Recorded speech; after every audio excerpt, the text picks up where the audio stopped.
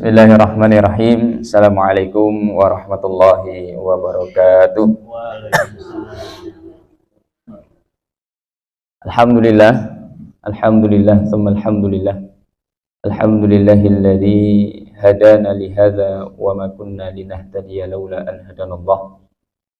Alhamdulillahilladzi jama'ana fi hadzal makan al-mubarak imanan billah wa ikhwanan lah. Alhamdulillahilladzi akramal insana bi khalqihi wa bil ilmi. Alhamdulillahilladzi 'allamal Qur'an bil qalam wa 'allamal 'uluma lin nasi bil qalam. Alhamdulillahilladzi ja'alana min ummati Muhammadin sallallahu alaihi wasallam wa awratha ummata Muhammadin al-Qur'an hudan lin-nasi wa bayyinatin minal huda wal furqan. Asyhadu an la ilaha illallah wahdahu la syarika lah wa asyhadu anna Muhammadan abduhu wa rasuluhu la nabiyya wa la rasula ba'dah. Allahumma shalli ala sayyidina Muhammad wa ala ali sayyidina Muhammad kama sallaita ala sayyidina Ibrahim wa ala ali sayyidina Ibrahim innaka Hamidum Majid. Rabbi shrah li sadri wa yassir li amri wahlul 'uqdatam min lisani yafqahu qawli. Allahumma 'allimna ma yanfa'una wanfa'na bima 'allamtana wa zidna 'ilman wa fahman mubarakan nafi'an. Amma ba'd.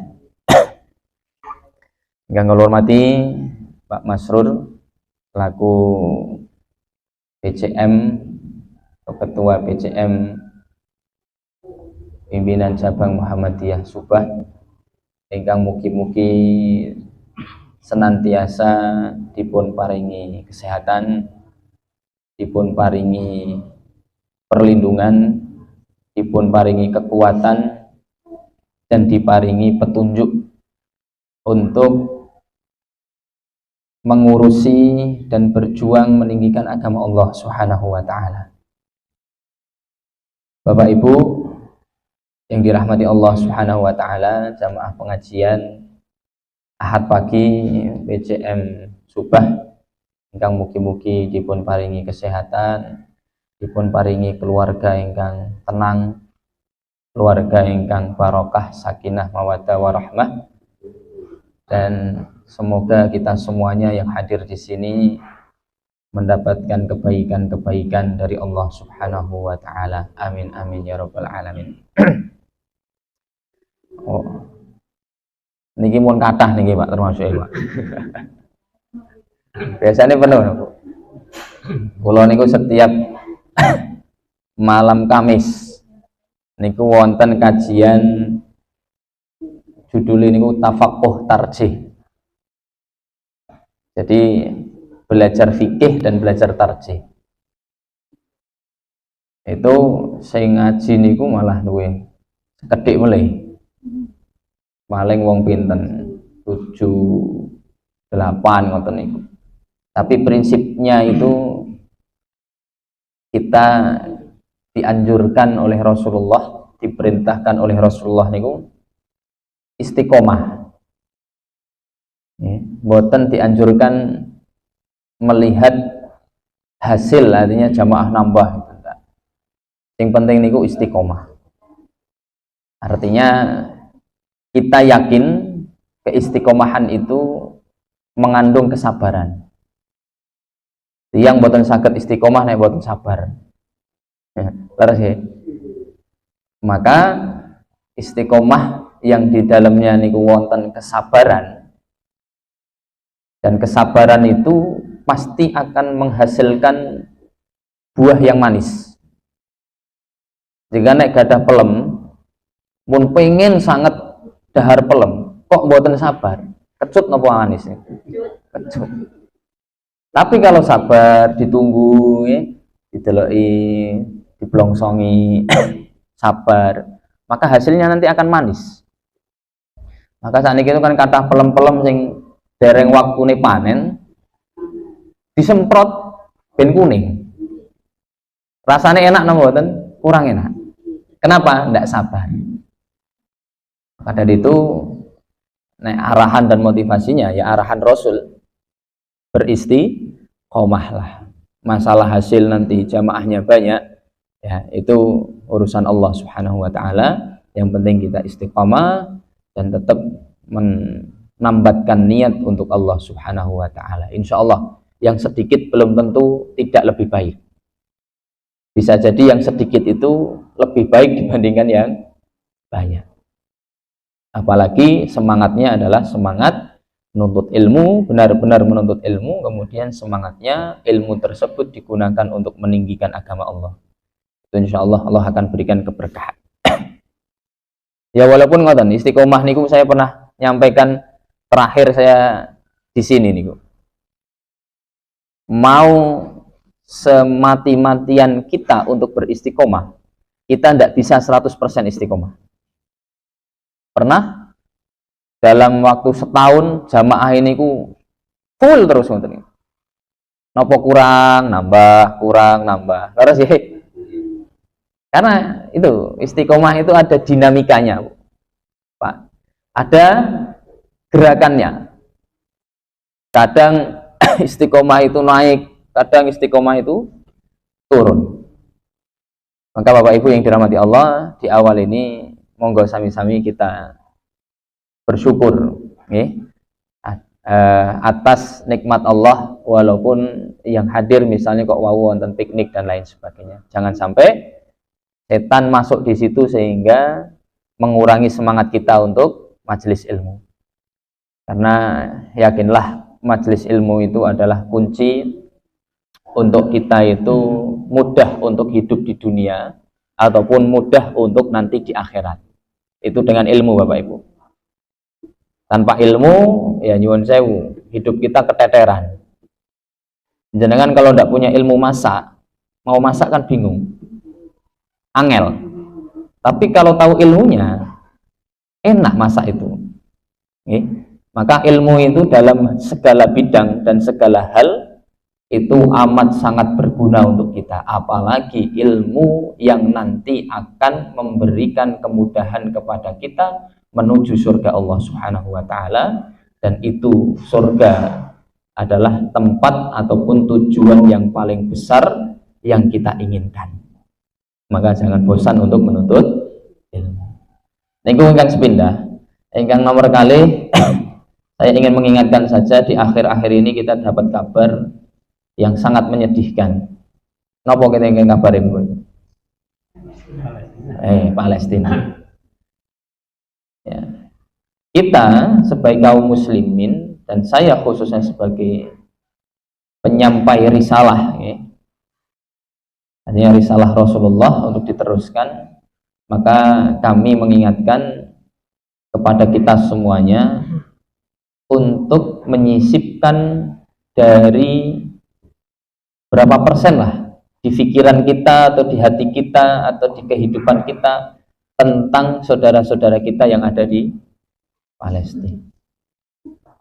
Ini bukan masalah kita negara apa kemudian mereka itu negara apa, tidak. Palestina itu tidak bisa dilepaskan dari Islam, karena di dalamnya ada Masjidil Aqsa, Baitul Maqdis, itu di Palestina.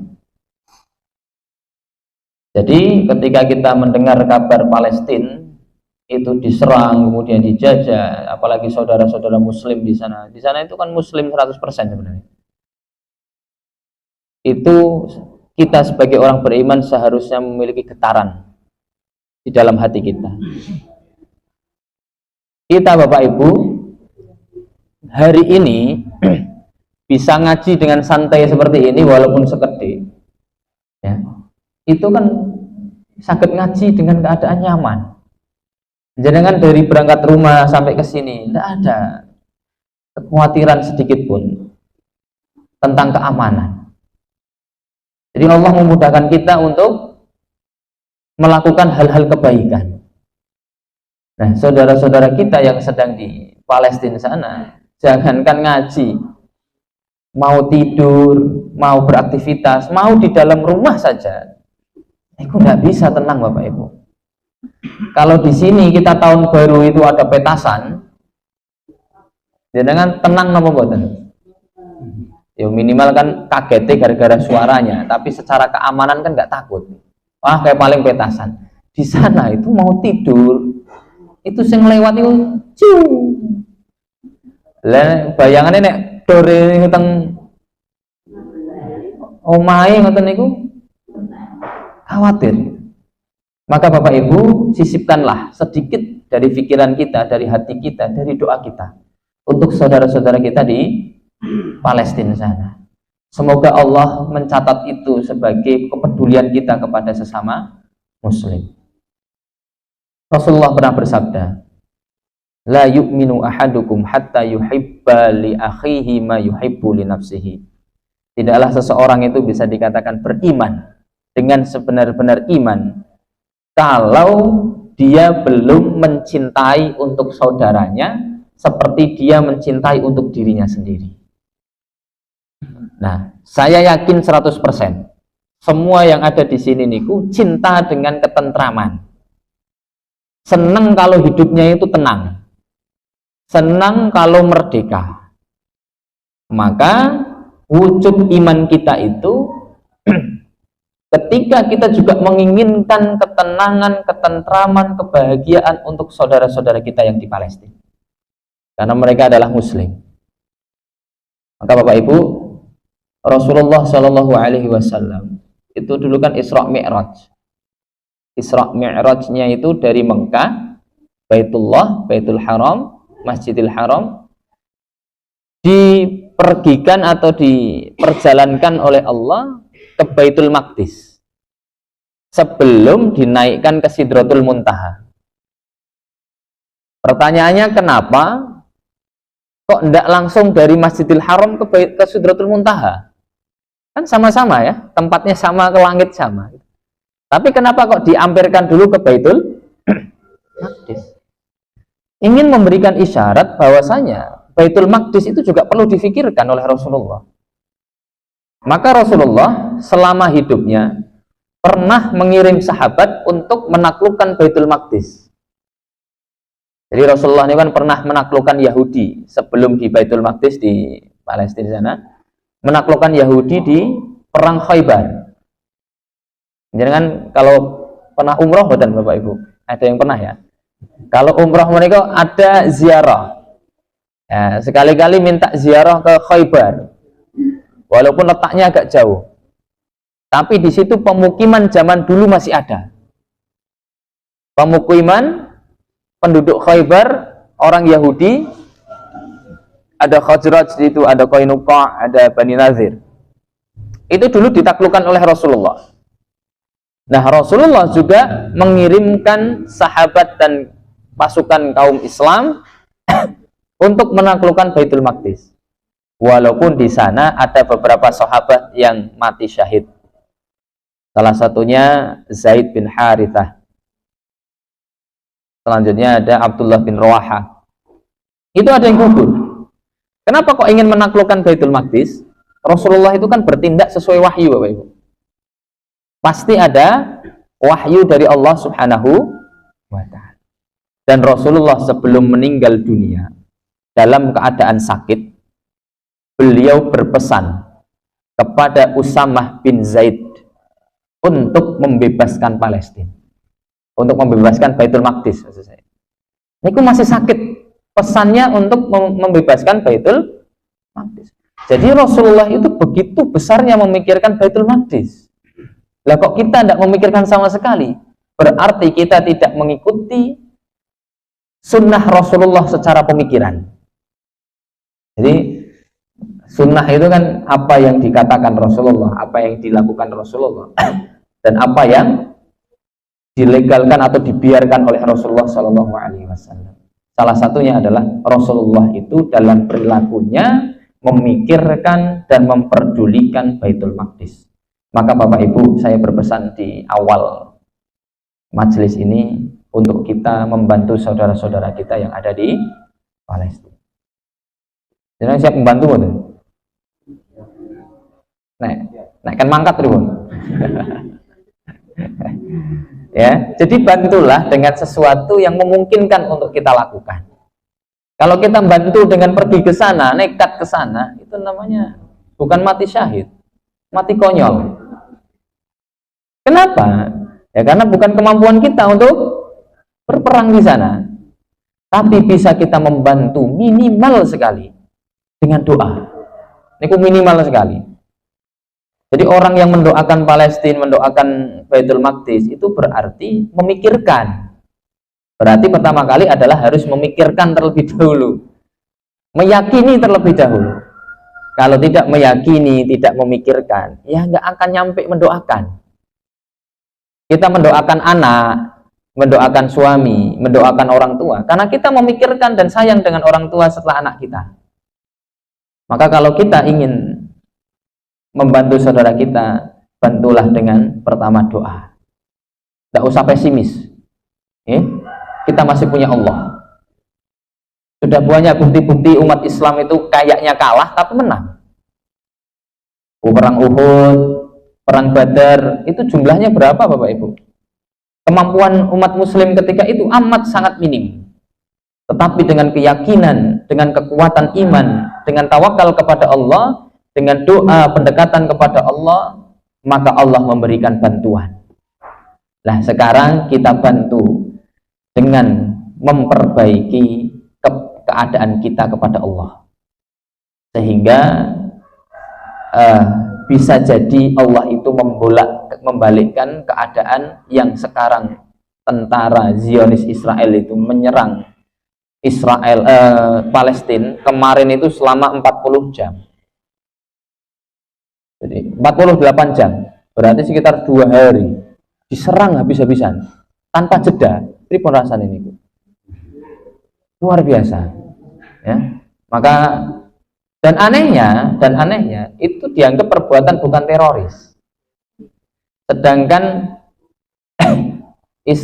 Palestina yang menyerang Israel selama 2 hari itu dianggap sebagai sebuah pergerakan teroris. Padahal mereka menjajah Palestina selama 75 tahun dan tidak dianggap teroris. Yang artinya ala kulli hal, kita doakan saudara-saudara kita sisipkan di setiap sholat kita, setiap kita memunajat kepada Allah untuk urusan pribadi kita selipkan doa kita untuk saudara-saudara kita di Palestina. Semoga Allah Subhanahu wa taala membantu kaum Islam, umat muslim yang ada di Palestina untuk kuat, untuk bisa berjuang untuk merebut kembali kemerdekaannya, ya.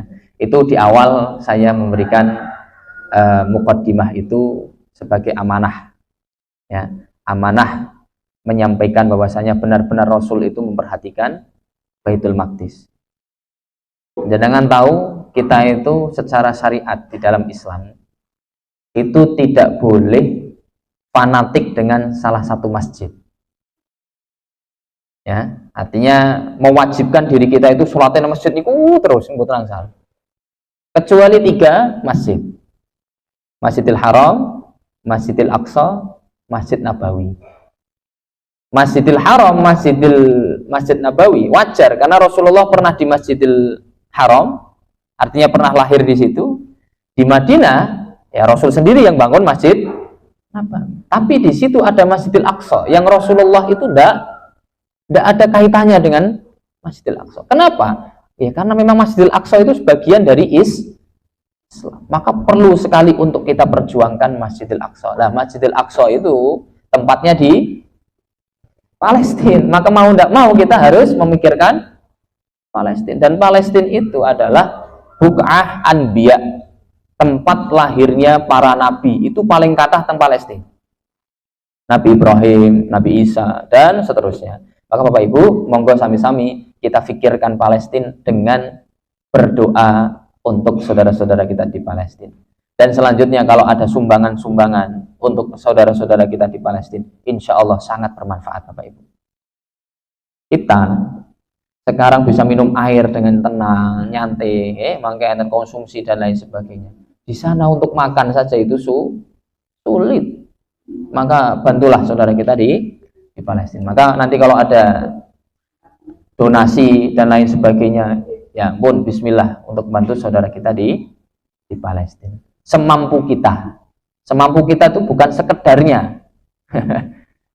Semampu kita itu berarti yang paling tinggi. Itu namanya semampu kita. Misalnya kita punya uang 100.000. Kemudian kok ternyata 30 itu untuk kebutuhan kita. Berarti semampu kita itu 70.000. Bukan 1.000. Itu maksudnya semampu kita. Artinya semampu kita itu ya maksimal, buatan ala kadarnya. Ya, jadi saya mengajak kita semua untuk membantu dengan cara itu. Baru selanjutnya kita bantu dengan 3 hal. Pertama, akidah kita dikuatkan, akhlak kita dikuatkan, ibadah kita dikuatkan. Tanpa menguatkan 3 hal ini, kita nampaknya sulit untuk membantu Palestina. Akidah itu kepercayaan. Bagaimana mau membantu Palestina kalau kepercayaan kita itu tidak memasukkan Palestina dari bagian Islam? Tidak bisa. Maka kita harus yakin dulu, kita itu disuruh oleh Rasulullah untuk memperjuangkan Baitul Maqdis atau Masjidil Aqsa. Maka yakin dulu. Baru yang kedua, akhlak. Kenapa perlu akhlak? Akhlak itu kan hubungannya manusia dengan manusia, Bapak Ibu. Jangan disuruh sopan, kita semua disuruh saling membantu. Kenapa? Ya. Bagaimana kita mau membantu Palestina kalau akhlak kita buruk? Berarti akhlak yang buruk itu tidak peduli dengan sesama, pasti itu. Coba, anak yang akhlaknya buruk kepada orang tua, itu biasanya kan unggah-ungguhi kurang srek lah. Nah, kenapa kok unggah-ungguhi kurang srek? Berarti ketika unggah-ungguhnya itu kurang srek, berarti dia tidak memperdulikan orang tuanya, tidak mempertimbangkan orang tuanya, bahwasanya itu orang tua harus dihormati. Kita disuruh menghormati tamu, disuruh untuk menyayangi tetangga. Ngerti nggih? Ya. Maka orang yang tidak peduli dengan tetangga pasti akhlaknya buruk, karena dia tidak peduli dengan orang lain. Maka tidak mungkin kita itu bisa peduli dengan Palestina kalau akhlak kita saja tidak baik. Berarti sesama manusia dia tidak akan peduli. Aco tak aco. Biasanya orang akhlaknya buruk itu seperti itu, Bapak Ibu. Dia kepada orang lain itu tidak menganggap orang lain itu sesuatu yang perlu diistimewakan. Ya, tetangga itu sangat istimewa di dalam Islam. Tetangga itu sangat istimewa karena tetangga itu dapat membantu mengajak kita untuk meraih surga Allah Subhanahu wa Ta'ala. Coba kalau jenengan punya tetangga yang baik, punya tetangga yang bisa ngajak ngaji jenengan, dibandingkan punya tetangga nyuwun sewu sing gaweane ngejak gelut. Kalau ngejak gelut terus, kita kan nanti terpancing untuk gelut, Bapak Ibu. Padahal gelut nih kok di dalam Islam tidak boleh, apalagi lebih dari 3 hari. Tapi kalau tetangga yang ngalahan, yang sae, yang baik dengan kita, itu nanti akan mengajak kita. Oh berarti, wah tetangga ke apian karo aku, gaweane ngeki aku. Maka kita terpancing untuk sedekah. Kalau pernah cerita. Jadi dulu saya punya teman yang umroh bareng ke Madinah, bawa istrinya, saya bawa istri saya selama sebulan. Kita nyewa apartemen itu sampingan. Suatu kisah, dia itu ngasih saya salad buah. Teng mangkok ngeten Bapak Ibu. Nah, salad buah ini diwajahi teng mangkok, kemudian kan harus dibalikkan. Nah, ketika teman saya ngasih saya salad buah di mangkok itu, yo mosok saya ngembalikan mangkok kok kosong. Maka saya terpacu untuk memberi ganti, sedekah, sama-sama sedekah. Ternyata dia nanti balikkan lagi. Jadi selama di apartemen itu balik-balikan mangkok niku. Artinya apa? Tetangga yang baik itu sangat berguna. Dapat menunjukkan kita untuk meraih surga Allah. Tadi ya, kita ngasih lagi. Jadi kita terpacu untuk sedekah. Tapi kalau tetangga kita nyuwun sewu kok seret nih tangannya, kita akan terpacu untuk seret juga. Padahal sejane ya mereka seret, kita tidak boleh terganggu seret gitu. Harus tetap ngasih. Tapi itulah akhlak ya. Maka kalau ingin bantu Palestina, akhlaknya diperbaiki agar kita peduli dengan sesama. Baru yang terakhir ibadah. Ibadah menikah berarti kebaikan-kebaikan yang diridhoi dan dicintai oleh Allah Subhanahu wa taala. Maka kita perjuangkan. Orang yang beribadahnya kuat, insya Allah ya peduli dengan sesama juga kuat. Kalau ada orang ibadahnya kuat tapi dengan sesama nggak kuat, ini ada yang error. Karena ibadah ini tujuannya salah satunya untuk memperbaiki akhlak. Ya. Dan kunci dari ibadah niku napa Bapak Ibu? Salat. Jadi salat niku kuncinya ibadah-ibadah yang lain. Maka Rasulullah ketika dari Masjidil Haram ke Masjidil Aqsa kemudian Isra Mi'raj, oleh-olehnya napa? Syariat salat. Maka kaitannya dengan Palestina, kaitannya dengan Baitul Maqdis, Masjidil Aqsa, ini juga ada kaitannya dengan sholat. Maka kita perbaiki sholat kita. Insya Allah nanti Allah arahkan kita peduli dengan saudara-saudara kita yang ada di Palestina. Maka 3 hal tadi itu adalah kunci kalau kita ingin membantu saudara-saudara kita yang ada di sana. Tanpa itu kita tidak kepikiran kadang saudara-saudara kita di Palestina. Termasuk kita punya tugas untuk menyebarkan dan mengajarkan 3 hal tadi. Ya, jadi kita semua punya tanggung jawab untuk menyebarkan dan mengajarkan 3 hal tadi. Akidah, akhlak, ibadah, atau akidah, ibadah, akhlak. Kepada siapa? Kepada anak kita, kepada cucu kita, kepada saudara-saudara kita, kepada tetangga kita, kepada murid kita. Pokoknya siapapun kita harus menyebarkan 3 hal, menjaga 3 hal tadi. Maka Bapak Ibu yang dirahmati Allah, kira-kira yang paling bertanggung jawab dan paling berpengaruh untuk menjaga 3 hal tadi, akidah, akhlak, ibadah, niku sinten? Menurut jenengan Bapak Ibu? Nawa? Islam berarti. Tapi paling berhak atau paling berpengaruh untuk menjaga 3 hal ini siapa? Diri sendiri. Ini menjaga ini bukan untuk diri sendiri ya, artinya untuk kaum muslimin. Apakah ulama seperti saya? Maksudnya mubalik ya, bukan ulama. Mubalik seperti saya? Enggak Bapak Ibu. Yang paling berpengaruh untuk menjaga 3 hal tadi adalah keluarga. Ada lupa kita ini. Keluarga itu punya posisi paling tinggi sebenarnya di dalam Islam itu. Okay. Keluarga itu sangat-sangat diperhatikan oleh Rasulullah Shallallahu Alaihi Wasallam. Nah sekarang ini kan di Muhammadiyah Ustadz Burhan itu kan di muktamar kemarin disepakati ada sebuah risalah, namanya Risalah Islam Berkemajuan. Nopo artinya Islam berkemajuan Bapak Ibu? Ini jangan sampai salah tafsir nih. Nanti bisa dolal. Jadi Islam berkemajuan itu kan dirumuskan oleh para pimpinan di muktamar itu kan sebagai wujud keprihatinan keadaan kaum muslimin saat ini. Ya, jadi Islam berkemajuan itu jangan disalahpahami. Berarti ono Islam berkemajuan berarti ono Islam berkemunduran. Konten buatan Islam berkemunduran.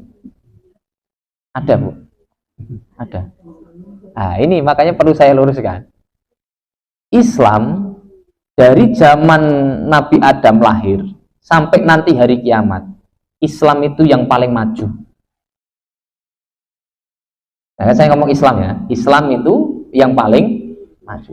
Ada yang ragu-ragu di sini tentang pernyataan saya Bapak Ibu? Wah, ini ragu-ragu bahaya nih. Enggak, kita harus yakin 100%. Kenapa kok harus yakin 100%? Karena akidah itu bisa dikatakan akidah. Jadi akidah ini kan keyakinan. Keyakinan bisa dikatakan akidah kalau sudah nyampe 100%. Kalau masih ada keraguan di situ berarti akidahnya belum benar. Jangan yakin ada Allah 100%? Tidak ada 1% pun nyelempit ragu-ragu ngoten niku. Kalau ada 1% saja, berarti akidah kita belum benar. Belum nyampe derajatnya ke akidah. Nah, makanya saya ngomong tadi kan, yang paling penting itu pertama kali menjaga akidah. Karena akidah itu akan mempengaruhi gerak-gerik ataupun sifat serta sikap dari seseorang. Itu akidah. Maka Bapak Ibu yang dirahmati Allah, kita harus yakin, Islam dari zamannya Nabi Adam sampai zamannya nanti kiamat, itu Islam akan terus maju. Dan memang dari awal maju. Ya. Nah, terus Islam berkemajuan maksudnya apa? Bukan Islamnya yang berkemajuan. Islam dari dulu sudah maju sampai hari kiamat maju. Tapi yang berkemajuan itu adalah siapa yang mempraktekkan Islam itu? Berarti kaum muslimin. Artinya pesannya itu sebenarnya Islam berkemajuan itu adalah Islam dianggap maju gara-gara kaum muslimin yang maju. Tapi secara hakikat Islamnya itu dari awal sampai akhir sudah maju. Buktinya apa? Wah, ini ngomong tok ini. Mana buktinya? Tak buktikan. Jenengan tahu ini apa namanya, Bu? Mikrofon. Kenapa kok jenengan tahu ini namanya mik? Ini namanya apa, Bapak Ibu? Meja. Kenapa kok jenengan bisa nyebut ini meja? Ini siapa yang pertama kali namakan meja ini? Hah? Pak Masrur gitu, Pak. Meja niku asalnya dari kayu. Kenapa kok ini bisa dikatakan kayu? Siapa yang ngajari kita?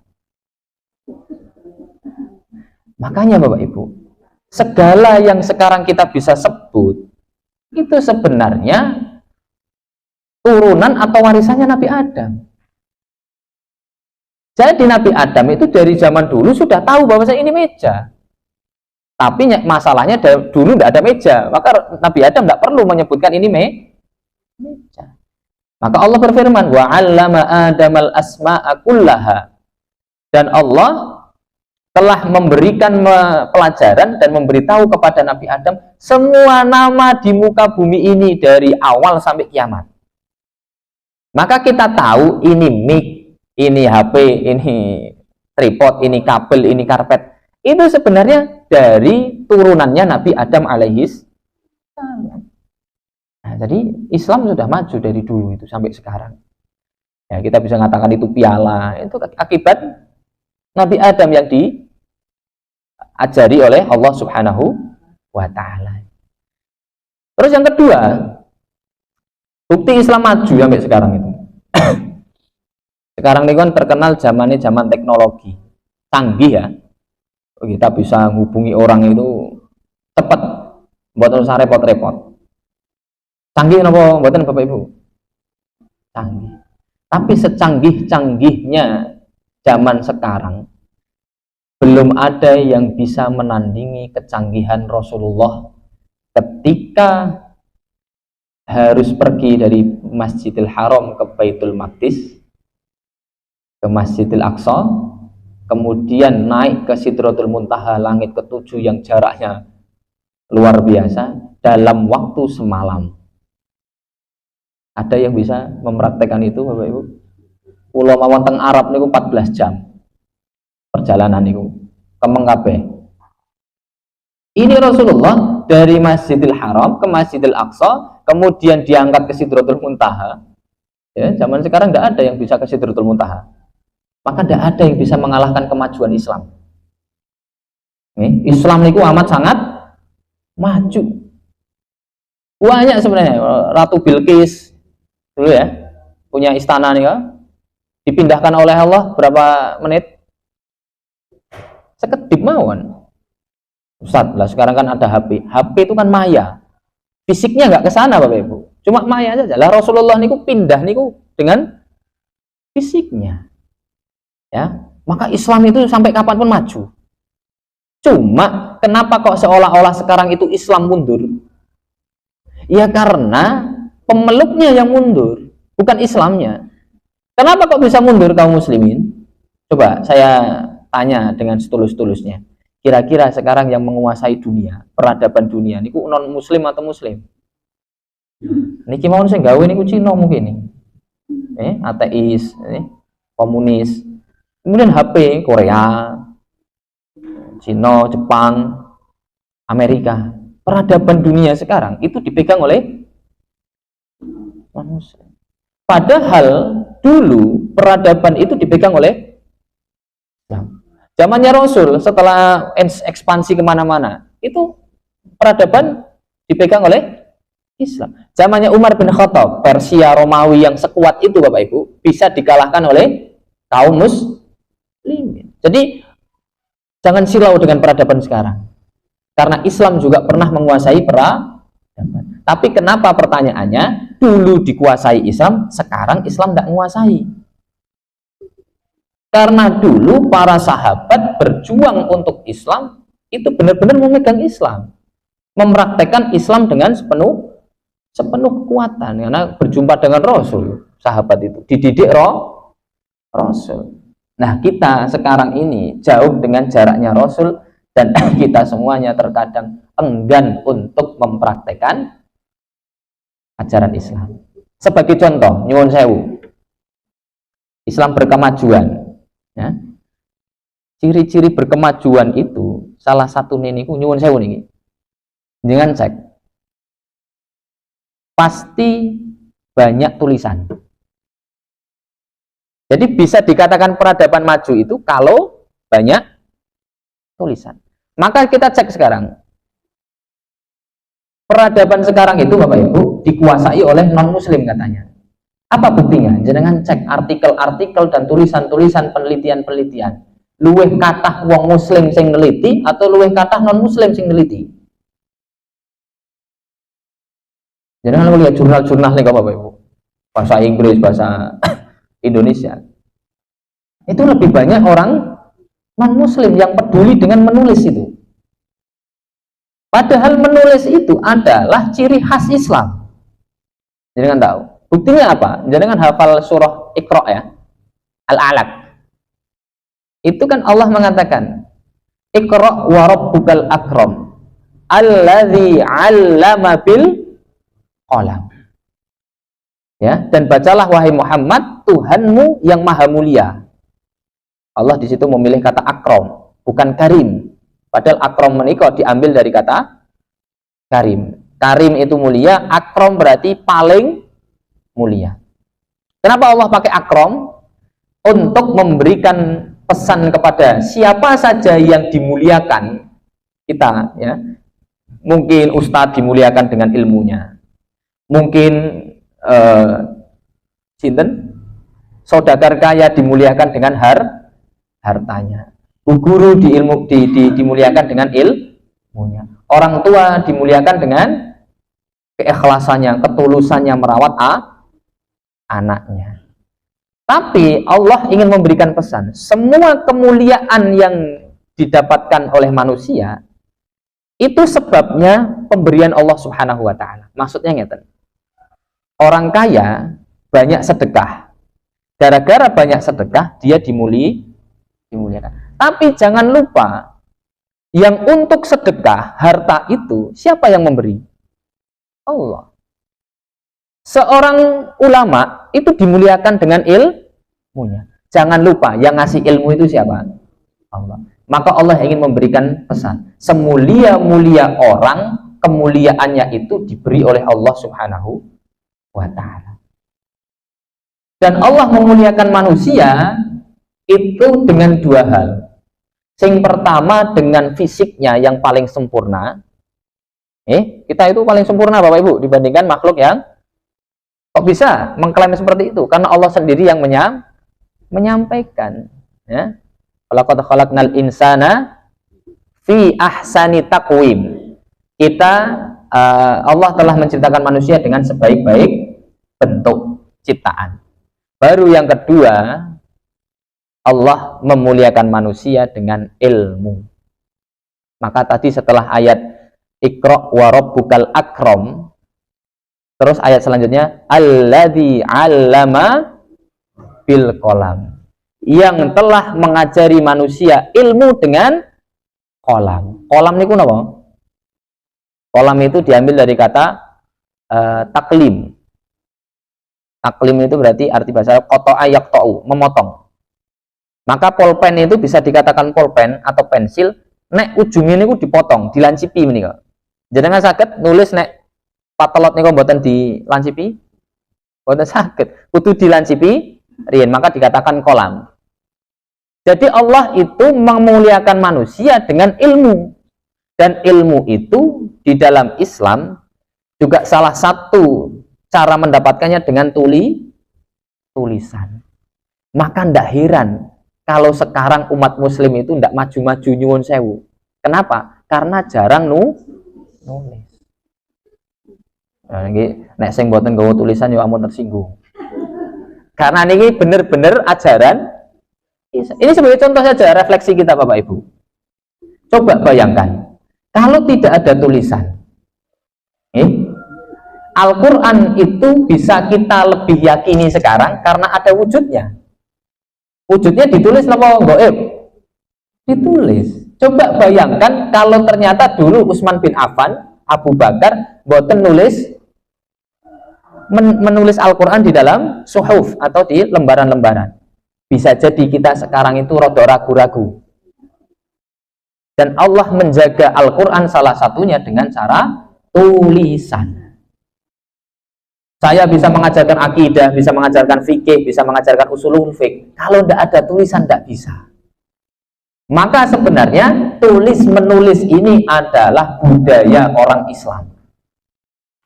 Kalau ini budaya tidak dipraktekkan, jangan salahkan kalau Islam ini mundur. Belum yang lain Bapak Ibu. Ini baru tulisan. Ya. Maka Bapak Ibu yang dirahmati Allah, tadi ya. Kembali lagi, keluarga itu yang paling berperan dalam memajukan Islam. Tidak usah muluk-muluk jauh-jauh. Ya, ini PAUD ini ada. Ini saya perlu motivasi Pak, ini nggak BCM Pak. Yang pertama kali perlu diperhatikan itu guru PAUD kali TK. Ampun dosen. Dosen itu gambil. Saya itu. Dosen itu dalam istilah mahasiswa kadang dewa. Kenapa? Karena tidak nurut sama dosen, tidak keluar nilainya. Atau minimal C, elek. Tapi kalau guru TK, guru PAUD Bapak Ibu, bayangkan, saya kemarin ngisi Maulid Nabi di Batang. Teng TK, bayangkan. Tak telepon, niki audiennya semuanya TK atau ada orang tuanya? Oh, ada orang tuanya Ustaz. Oh ya, insya Allah bisa. Ya, jadi dari awal matur semuanya anak TK saya tidak mau. Ya. Ya. Akhirnya apa? Saya datang, benar ternyata banyak orang tuanya, banyak murid-muridnya, anak-anaknya itu. Maka saya dari awal mengatakan, Bu, ngapunten nggih, dimaklumi. Jadi tidak usah gurunya ngomong Ustaz dimaklumi ya anak-anak. Enggak, saya sudah maklumi. Yang penting orang tuanya maklumi, nanti saya ngomong diganggu sama anak-anak. Maka saya bisa fokus ke orang tuanya. Mun jangan nanti fokusnya ke suara saya, jangan fokus ke anak-anaknya, bermain saja, udah, enggak usah dengarkan. Belum saatnya, udah.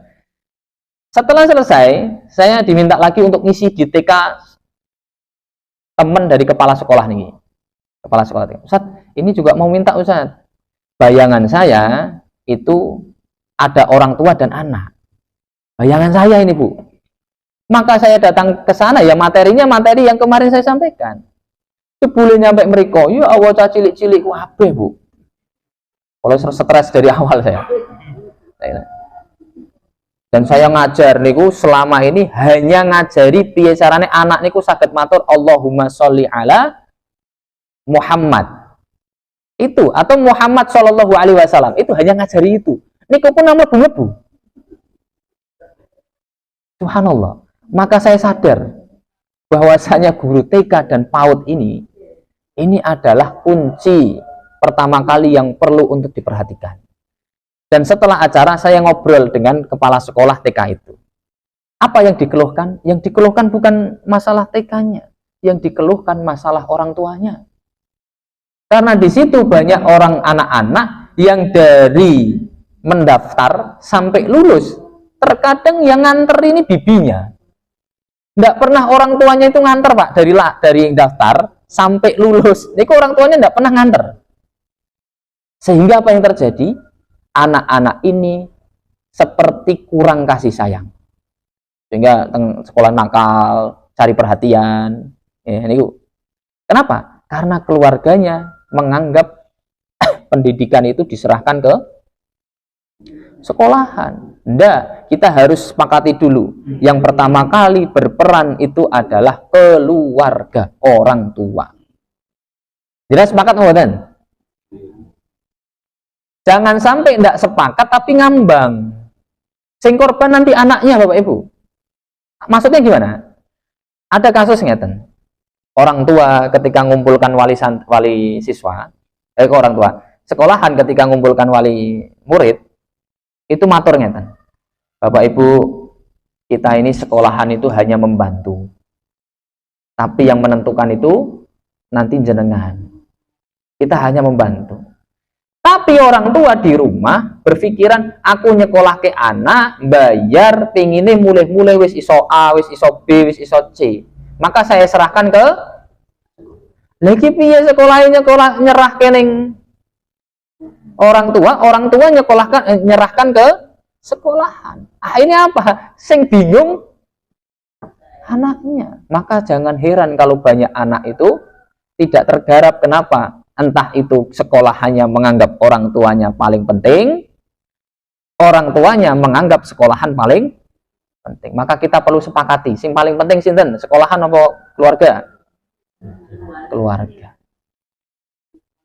Apa bukti Bapak Ibu keluarga itu penting? Tak kasih cerita. Zaman Umar bin Khattab. Umar bin Khattab niku kan didikannya Rasul, gitu. Dan zaman Umar bin Khattab itu ketika ingin mencari orang SDM itu meremawon ngeten niku mun angsal sing apik. Jadi nek Pak golek SDM mboten usah bingung. Nek sakniki Pak golek SDM pripun, Pak? Golek anggota PCM do indo kadang. Mboten purun, saestu. Wes aku ora yakin, aku ora. Zaman Umar bin Khattab mau nyari orang yang berkualitas, tinggal merem pegang ngeten, Bapak. Kenapa? Karena orang-orang di zaman Umar bin Khattab itu yang dulu di zaman Rasul masih kecil-kecil dan dididik oleh Rasulullah Shallallahu Alaihi Wasallam langsung. Maka tidak heran ketika zamannya Umar itu sudah berkembang, sudah menjadi orang yang hebat. Maka di zaman Umar itu untuk mencari orang istimewa itu gampang. Suatu saat Umar ingin mengangkat pemimpin, maka mengirimlah surat kepada seseorang di Bani Aslam untuk menghadap ke Umar bin Khattab, ingin diangkat sebagai pemimpin. Maka suatu saat orang itu datang ke rumahnya Umar bin Khattab, dan Umar bin Khattab dalam keadaan bermain dengan anak dan cucunya. Coba jangan nek mireng Umar bin Khattab gambarannya pripun? Yang sering kita dengar Umar bin Khattab niku pripun? Medeni, galak, tegas, setan wae wedi. Niku Umar bin Khattab. Tapi jenengan bayangkan ketika Umar bin Khattab bermain dengan anak dan cucunya, kira-kira gimana? Apakah tetap kurang sangar? Sini. Ya namanya dengan anak dengan cucu. Ya guya-guyu, mencium, memeluk. Jadi ketika bermain seperti itu, ternyata orang ini melihat Umar bin Khattab seperti itu dengan anak-anaknya. Padahal di bayangannya orang ini, jenenge Amirul Mukminin Umar bin Khattab, ini sangar. Tapi kok bermain dengan anaknya, bermain dengan cucunya kok seperti itu. Maka apa kata orang ini kepada Umar bin Khattab? Bertanya, wahai Umar, apakah engkau melakukan ini, mencium anak dan cucumu? Pertanyaan ini masuk akal atau enggak? Orang tua ditanya, apakah engkau itu mencium anak dan cucumu? Iya, jenenge wong tua niki pasti nyambung, anak pasti meluk anak dan cucunya. Jadi pertanyaan ini tidak masuk akal nih menurut Umar bin Khattab. Maka ditanya ganti, wah tidak beres ini. Ditanya, apa kamu tidak pernah melakukan seperti yang saya lakukan itu tadi? Nyium, meluk, bermain dengan anak. Orang ini ngomong, tidak wahai Amirul. Jadi orang ini tidak pernah nyium anaknya, tidak pernah, mungkin sibuk. Meluk anaknya tidak pernah, ngejak main anaknya tidak pernah. Maka apa kata Umar bin Khattab? Ya sudah, kamu pulang, tidak jadi saya angkat sebagai pimpinan.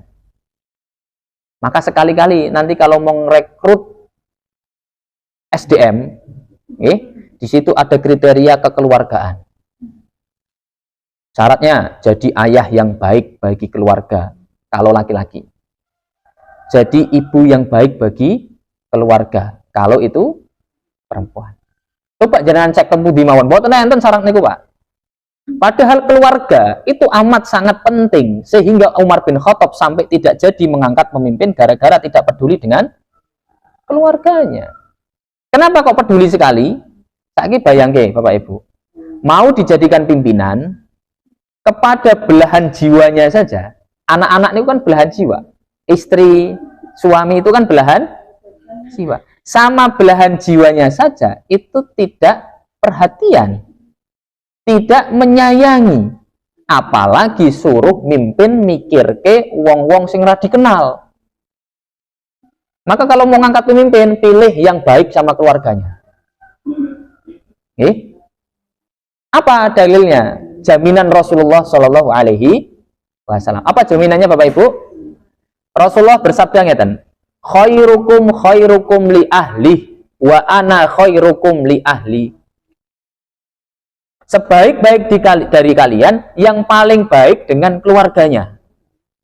Dan saya ini jaminan bahwasanya saya ini yang paling baik kepada keluarga. Artinya contoh ya, yang paling baik bagi keluarga. Maka Bapak Ibu yang dirahmati Allah Subhanahu wa taala, ya, amat sangat penting kita memperhatikan keluarga. Ini ajaran Islam Bapak Ibu. Jangan sampai kita kemunduran. Kenapa mundur? Karena tidak perhatian sama keluarga. Maka banyak dari kita kalau mau menikahkan anak, nyuwun sewu, jenengan sing paling dipersiapkan apa? Jujur Bu, sing pernah mantok ke anak Ibu. Sing paling dipikirkan pertama kali nopo? Modale, wajike piye, lempere piye. Pernah nggak ada yang memikirkan mau nikahkan anak yang difikirkan, lah iki anakku wis siap dadi ibu apa urung? Wis belajar, wis diajari tentang keibu-ibuan atau belum? Anak saya laki-laki sudah siap untuk menjadi pemimpin keluarga atau belum? Sudah saya ajari untuk memimpin keluarga atau belum? Nah, ini ajaran Islam Bapak Ibu. Maka kalau enggak seperti ini, jangan heran kalau mundur. Karena dari keluarga saja, lingkup yang paling kecil dan paling penting, kita gagal. Kalau kita mau nikah, sing dipikirkan apa? Niki manusiawi, sing dipikirkan mesti mahar. Engko acarane piye, macam. Tapi jarang yang memikirkan, aku bakal engkau mak nikah, aku wis belajar tentang kebapaan atau belum? Ya, bagaimana jadi ayah yang baik, bagaimana jadi ibu yang baik atau belum? Ini ajaran Rasulullah Shallallahu Alaihi Wasallam. Maka nyuwun sewu, ajaran Islam itu menikahkan anak niku, ajarane Rasulullah niku nikah muda. Nikah semudah-mudahnya. Anak Rasulullah ada namanya Fatimah. Nikah sama Ali bin Abi Thalib. Pinten umur ibu? Fatimah umurnya ketika itu 15,5 tahun. Ali bin Abi Thalib 21,5 tahun. Dan saya yakin pasti di benak kita ada pikiran, Ustadz, itu kan zaman dulu Ustadz. Sekarang sudah beda. Leres boten? Kenapa kita kok berpikirnya seperti itu? Kenapa fokusnya kok tidak mengembalikan ajaran Rasulullah itu dengan cara apa? Seharusnya bertanya, Ustadz, bagaimana bisa menyiapkan anak 15 tahun setengah sudah siap nikah? Nah, oke lah, sekarang ada undang-undang. Pinten Bu, boleh nikah Bu? 17 atau 19? 17? 19 lah. Kalau 17, ya, misalnya 17. Fokusnya jangan, sekarang kan beda Ustaz. Enggak, fokusnya kita sebagai orang tua, bagaimana menyiapkan anak yang sudah 17 itu bisa nikah. Sehingga maju Bapak Ibu, betul mundur. Tapi kalau kita, cek 17 tahun, saiki apa? Napa jenenge? Beda. Kok nek gagal piye? Lah gimana caranya dibekali agar kenapa kok rumah tangga itu bisa gagal? Nyuwun sewu.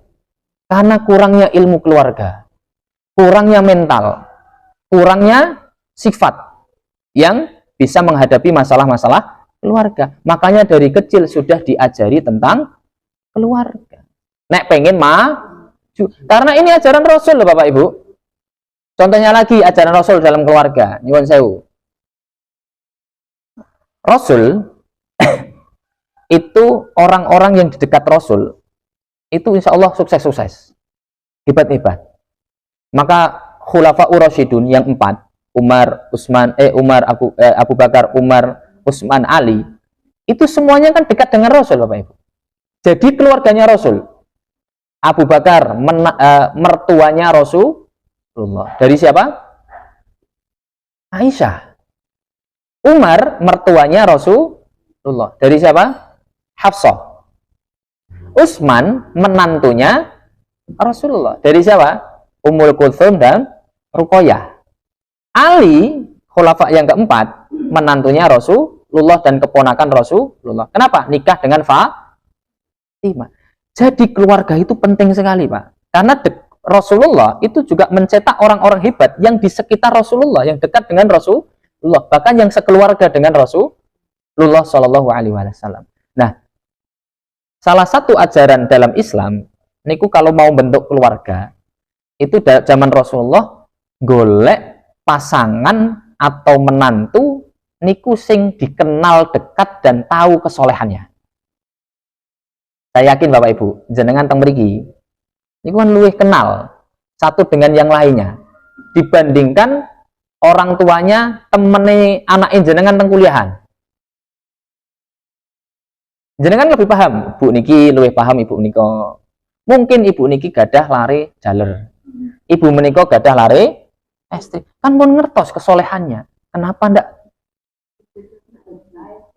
Di zaman Rasul seperti itu. Makanya ndak heran sahabat itu nikahnya itu yo ora usah atung golek-golek Palestina mboten. Lah keluarga sekarang banyak yang ambrol. Kenapa? Karena belum tahu asal usulnya, tapi gara-gara wis aduh mantep nek aduh niku. Enggak seperti itu konsepnya. Konsep Islam itu apa? Memilih yang paling dekat, yang paling tahu kesolehannya. Makanya dengan nek sakniki wonten mau langsung salaman mawon. Salaman dados kowe anakmu kok nikah karo anakku ya. Itu lebih enak insyaallah. Ya. Dan ini ajaran Rasulullah Shallallahu Alaihi Wasallam.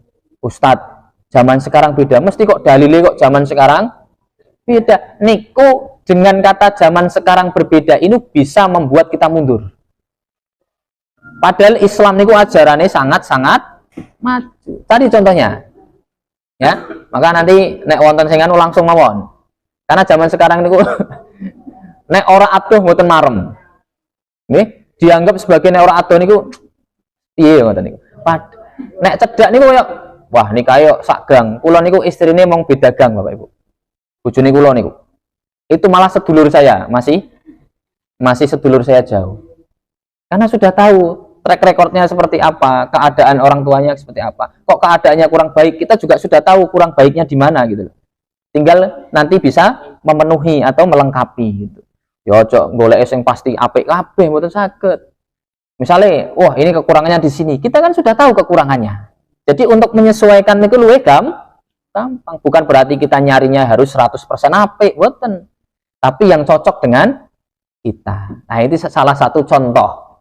Contoh bagaimana Rasulullah itu peduli dengan keluarga dan bagaimana keluarga itu menentukan nasib kemajuan kaum muslimin. Maka jangan muluk-muluk dulu. Kita sebagai orang tua itu harus lebih peduli lagi dengan anak-anak kita. Bapak Ibu nyuwun sewu, kita semua itu jangan egois. Egoisnya gini, mintanya itu anak itu selalu minta maaf kepada kita. Salah. Maka Idul Fitri ini sing sungkem anak teng wong tua teng anak. Ini wujud ketidakadilan. Padahal Bapak Ibu kesalahan kita kepada anak itu banyak. Sekali-kali mangke Idul Fitri kita praktekkan di Idul Fitri yang akan datang. gantian sing sungkem wong tua ning anak, sing ngapura wong tua teng anak. Karena bisa jadi ya anak kita ndak bisa ngaji gara-gara kita ndak peduli dengan anak kita. Anak kita jadi anak yang nakal gara-gara mungkin kita hanya peduli dengan kerjaan kita. Maka nanti minta maaf. Nah, maafkan bapak ya, gara-gara bapak kamu ndak bisa ngaji. Nah, maafkan ibu ya, gara-gara ibu kamu ndak bisa masak. Nah, maafkan bapak ya, gara-gara bapak kamu nggak mau terjun ke persyarikatan. Nah, maafkan ibu ya, gara-gara ibu kamu nggak mau terjun ke persyarikatan. Itu sekali-kali minta maaf seperti itu Bapak Ibu, karena kita yang salah, banyak yang salah. Nah, maka Bapak Ibu yang dirahmati Allah, kalau ada anak yang nakal, anak yang susah diatur, tanyakan kepada diri kita, sudahkah kita peduli dengan anak kita? Ustadz peduli sudah, Ustadz.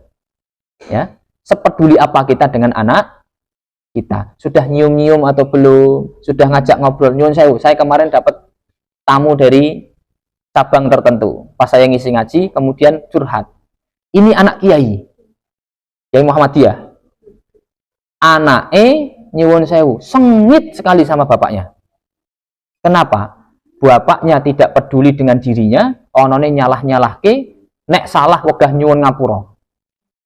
Sampai sekarang itu bapaknya sudah meninggal, masih benci dengan bapaknya. Akhirnya depresi anaknya. Kenapa? Karena egois orang tuanya. Kowe salah wegah njaluk ngapura. Maka nanti Bapak Ibu wangsul-wangsul njaluk ngapura karo anak.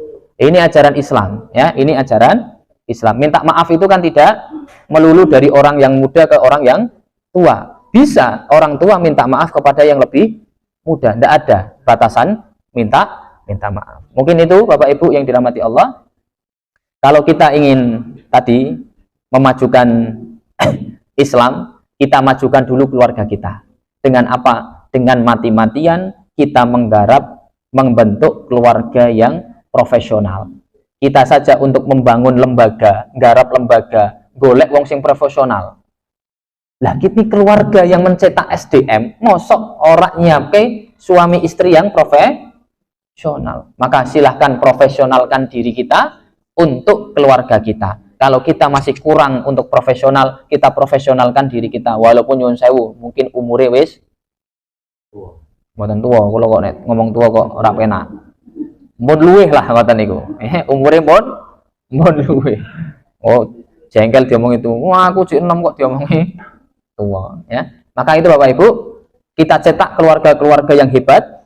Kalau jenengan punya anak, siapkan anak-anak yang nanti kelak bisa mampu untuk menjadi pembangun, penggagas keluarga yang profesional. Biar apa? Biar cetakan anak-anak generasi selanjutnya itu profesional untuk memperjuangkan Islam. Tanpa itu nyuwun sewu, peradaban Islam akan sulit untuk maju. Semua ulama itu bisa sukses. Imam Syafi'i, ya, Imam Ibnu Jarir dan lain sebagainya, itu bisa sukses atas pertama kali sentuhan keluarga.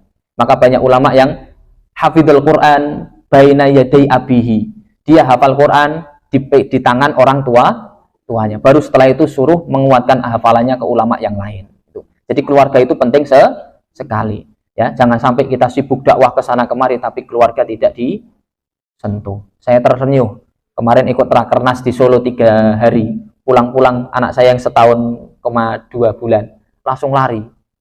Belum bisa ngomong Buya, saya panggilannya Buya. Ngomongnya Bua. Bua, meluk Bapak Ibu. Jadi penting sekali sentuhan orang tua itu. Anak itu kangen dengan sentuhan kita, tidak cuma sentuhan fulus ya, tapi sentuhan batin kita. Ada apa cerita gitu. Jangan sampai ceritanya ke orang lain karena kita tidak peduli dengan anak-anak kita. Ini penting sekali untuk memajukan peradaban Islam. Tidak usah muluk-muluk dulu, garap dulu yang paling kecil yaitu keluarga. Itu saja yang bisa saya sampaikan. Nyuwun sewu niku luwih 10 menit. Ya, semoga bermanfaat dan semoga jenengan halalkan kelebihan 10 menit itu. Halalkan mboten Bu? Nek wis ngalalke berarti mboten angsal grundel. Suwine ini mumpung mriki ya rada suwe sithik. Ya rada suwe sithik. Mau tak tambah napa? Mun lah kula enten acara kali Ustaz Burhan iki. teng Pagilaran. Mungkin itu saja yang bisa saya sampaikan. Kalau ada tutur kata yang kurang tepat, saya secara tulus memohon maaf dengan sebesar-besarnya, dan semoga Allah mengampuni kesalahan saya kepada panjenengan. Dan apabila ada kebenaran, ketahuilah kebenaran itu datangnya dari Allah Subhanahu wa Ta'ala. Mungkin itu saja Bapak Ibu yang dirahmati Allah. Kita berdoa semoga jenengan dan kita semua tetap istiqomah. Majelis ini mungkin sekarang agak susah naik, Pak, tapi yakin mungkin nanti dia cucunya Pak Burhan, Ustaz Burhan baru kajiannya luar biasa. Mungkin di cucu jenengan, mungkin di cucu saya, mungkin di anak saya. Wallahu a'lam. Dan itu sebagai amal jariah kita, ya. Nek anaknya yo pengen mikir ke maksudnya, ya maka kita cetak anak-anak yang mau memikirkan persyarikatan. Itu saja. Nasrul minallah wa fathun qarib. Ihdinas siratal mustaqim wa tawassaw bil haqqi wa tawassaw bis sabr. Assalamualaikum warahmatullahi wabarakatuh.